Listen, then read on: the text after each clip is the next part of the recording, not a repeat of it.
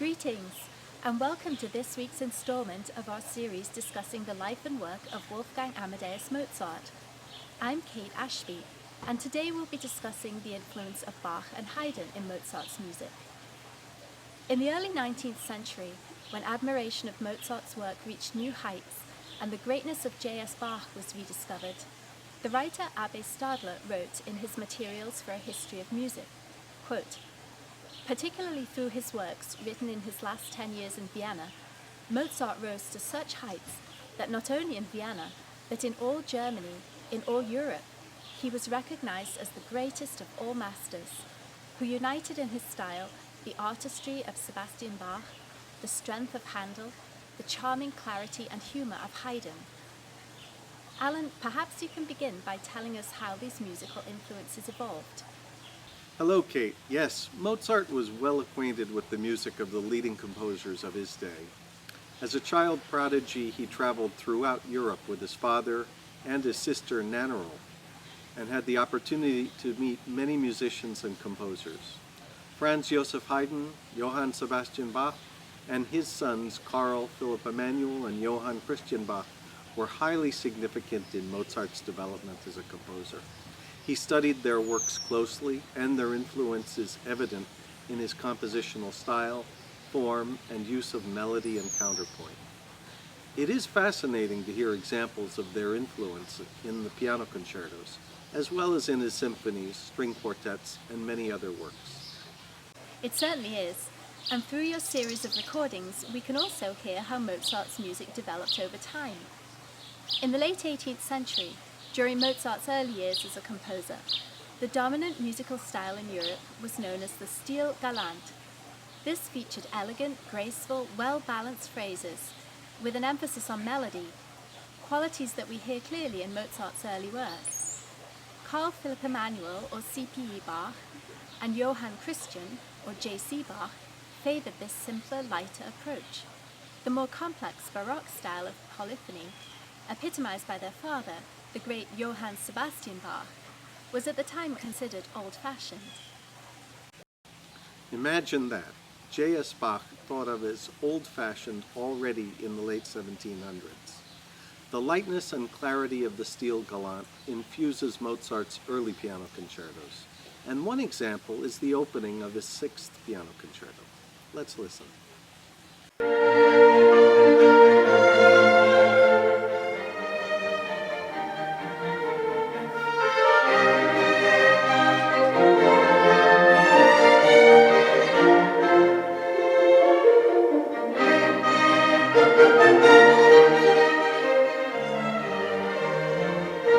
In 1764 and 1765, Mozart visited London, where he met and heard the music of J.C. Bach, also known as the English Bach.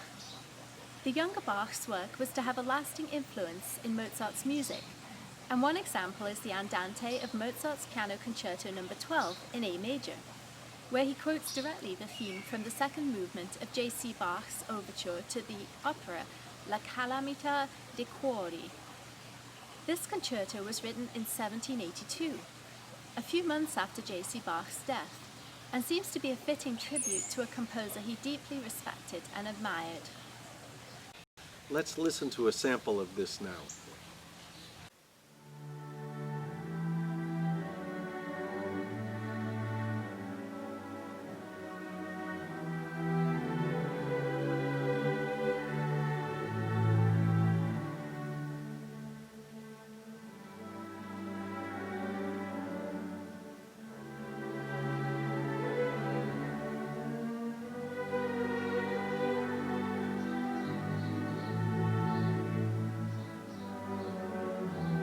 After he moved to Vienna in 1781, Mozart clearly found new inspiration, and his music developed in new and exciting ways. In the piano concertos, we hear growth in depth and complexity, and in the 3 years 1784 to 1786, Mozart wrote 12 piano concertos, 6 in 1784 alone. What do you think inspired him here? Well, there are a variety of factors. One being that he was finally able to focus on his life as an independent composer, freed from the constraints of his position in Salzburg. The piano concertos were written to showcase his virtuosity as both player and composer. Another source of inspiration was his introduction to the work of J.S. Bach through weekly salon gatherings at the home of a certain Baron van Swieten. He became fascinated with Bach's fugues, for which van Swieten lent him the scores. His wife Constanza also fell in love with the fugues of J.S. Bach and would often request him to play them.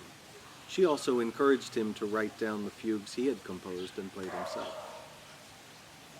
Yes, it was after this exposure to the music of J.S. Bach that a polyphonic or contrapuntal texture entered Mozart's music. Bach's polyphonic style inspired Mozart to introduce all kinds of contrapuntal devices in his own music, and we can hear a new richness and complexity in his music. That's certainly true, and in the piano concertos, Mozart's mastery of counterpoint can be heard in the third movement of Piano Concerto No. 14 in E-flat major, a contrapuntal movement described as, quote, a marvelous synthesis of polyphonic art and opera buffa style. Let's listen to this now.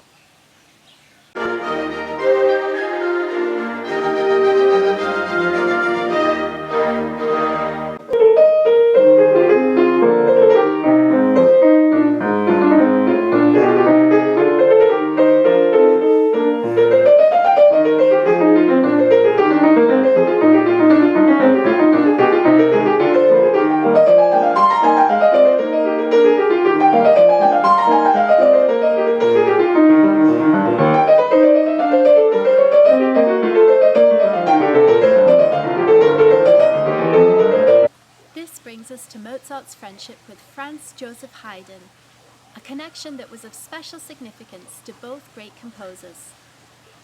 At this time, Haydn was the most celebrated composer in Europe, and Mozart's own reputation was growing fast. After Mozart moved to Vienna, the two composers played chamber music together and expressed great admiration for each other's work. Mozart was particularly inspired by Haydn's symphonies and his string quartets. He dedicated his series of 6 string quartets to Haydn, and after their first performance at Mozart's home in Vienna, Haydn wrote to Mozart's father Leopold, "As an honest man, I tell you that your son is the greatest composer known to me, either in person or in name." In Mozart's later piano concertos, he incorporated themes inspired by Haydn's symphonies. It is clear that Mozart was inspired by Haydn's music, and with his own inventiveness, assimilated these ideas into his own music in a fresh and original way. Alan, could you highlight for our listeners some of the concertos in which these themes appear? Of course, Kate. There are 4 piano concertos, numbers 16 through 19, all of which open with the same rhythm, drawn from or echoing the opening theme of Haydn's Symphony No. 47 in G major. Let's listen to this theme now.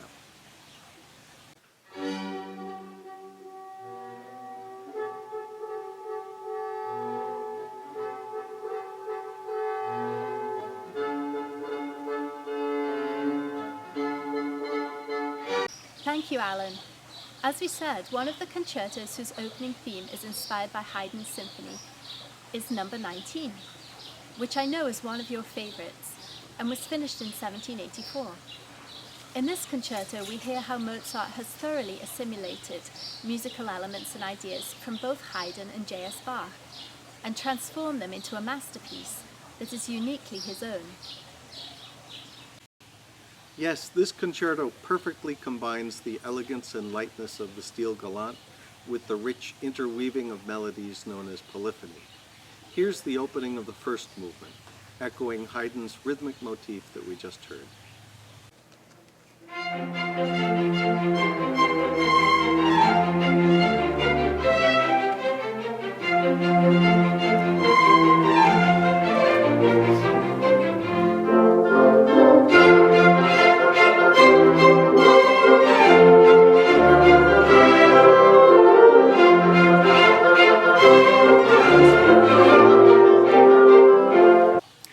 But it's actually the finale melody of this work that's the real tour de force synthesis of all these influences we've just discussed.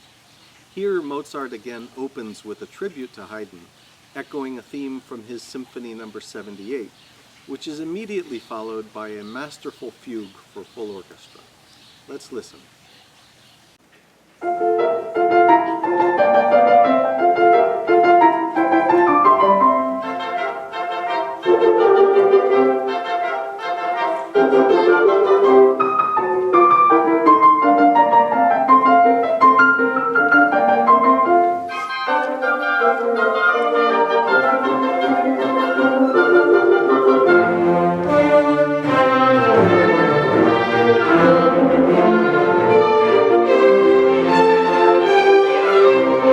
As if this weren't enough, Mozart doubles down midway through the movement with a double fugue in D minor, combining both Haydn's theme and the Bach-like fugue all in one passage.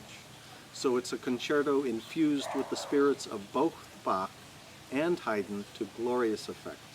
We hope you enjoy this extract, and the complete performance is of course available on our Mozart series website.